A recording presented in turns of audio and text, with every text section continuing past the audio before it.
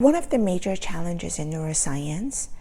is understanding and explaining how different regions within the brain communicate and or interact with one another. Most recently, the scientists at the Columbia University hypothesized that there may be a mechanism of neural coordination where brain waves travel across different regions in distinctive patterns that controls when, where, and what these brain regions communicate with one another. These scientists ended up finding traveling brain waves that propagate along different brain regions in complex patterns such as spiral brainwaves patterns. It also appears that these complex brainwave patterns correlate with different complex human behavior that reflects complex cognitive processes,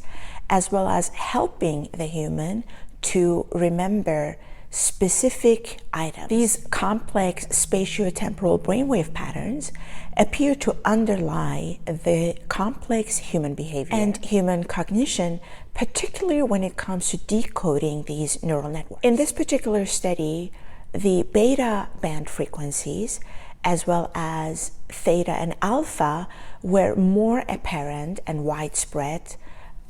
along the brain cortex. It appears that these traveling brainwaves frequencies can help distinguish broad as well as specific cognitive states of memory representation. The brainwaves that help distinguish between different cognitive states appear to also be different in brainwave patterns. For example, rotational wave patterns in beta band frequency appear to have a great role in connecting brain regions that had to do with complex behavior and complex cognitive processes, such as remembering and navigating in complex spatial environments. If you remember, in the last video, we also discussed how bottom-up information flow from hippocampus to prefrontal cortex appear to emanate lower brain frequency bands, such as theta or alpha, whereas the top-down information flow from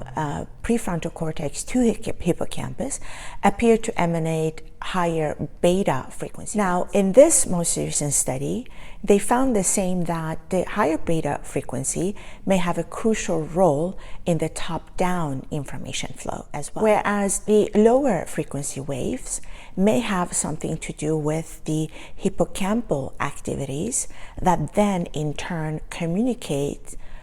along these traveling waves to the frontal lobe as well as the parietal lobes of the brain. In summary, the scientists from the Columbia University found that both the lower brain frequency waves as well as a little bit higher up to beta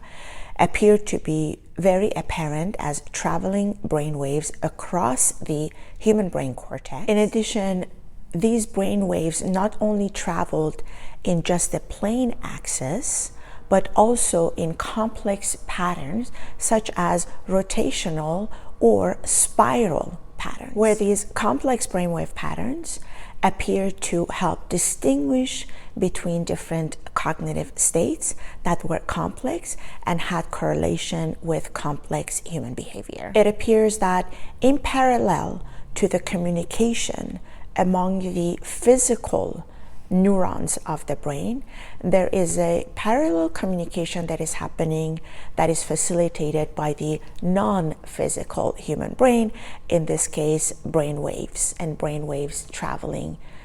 patterns. These complex relationship between the physical and the non-physical brain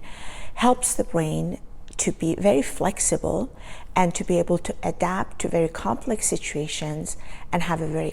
complex cognitive state. These are extremely